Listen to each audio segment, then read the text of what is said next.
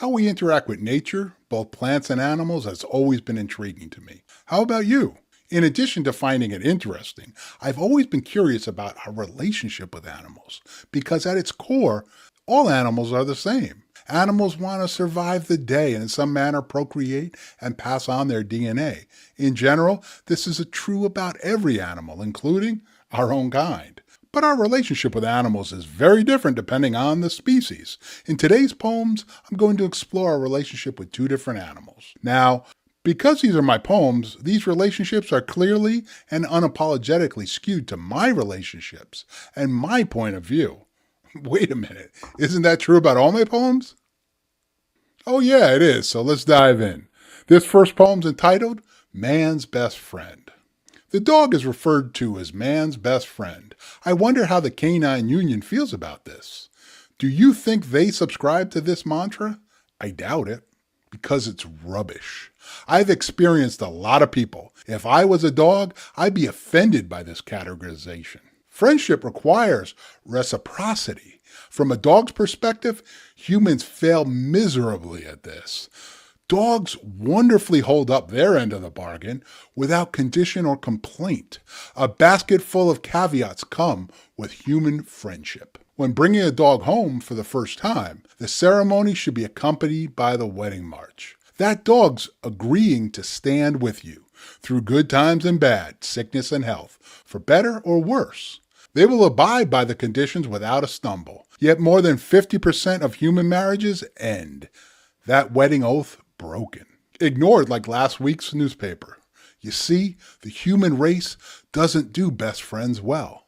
The Homo sapiens, a transactional animal, always wanting to play their hand. One day you're in that role, best friend, another day you're exiled, never to be spoken to or about again. The canines, different. The very antithesis of us. Almost without exception, your dog's beside you, behind you, with you until its last breath. Stop referring to them as our best friends. For once, acknowledge our disgrace and unworthiness. Instead, you need to understand they are your dog. Get up tomorrow and be a dog to your dog. And maybe to your special person, too.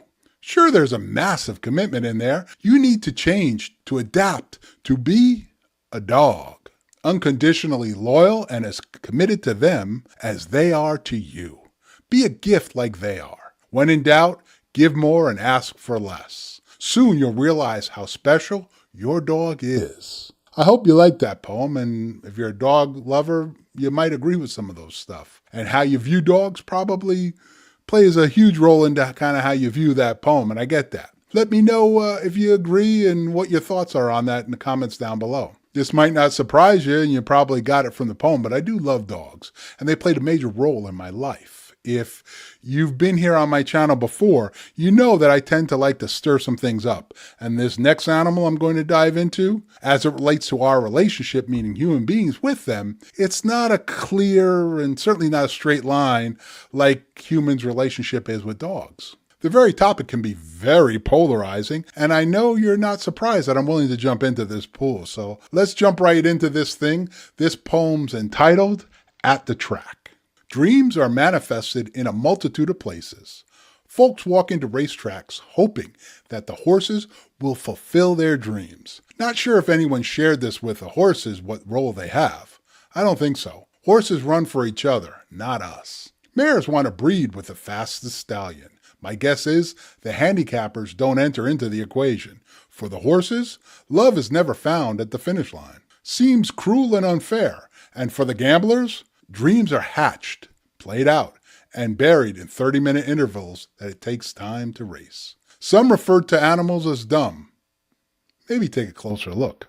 That poem touches on a topic that is very touchy, the idea of racing horses. We love horses, but an argument can be made that the breeding and practice of racing horses, particularly thoroughbreds, is anything but loving and kind. I get it, and I was quite young the first time I ever entered a racetrack.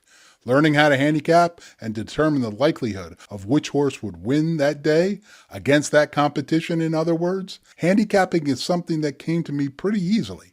And there's a certain pageantry and there's a whiff of nostalgia and history that horse racing has, and that really resonates positively within me. While at the same time, the toll it takes on the animals, the way they are raised, and how the industry of horse racing conducts its business is something that's anything but regal. So I guess you could say, like a lot of things in life, it's complicated.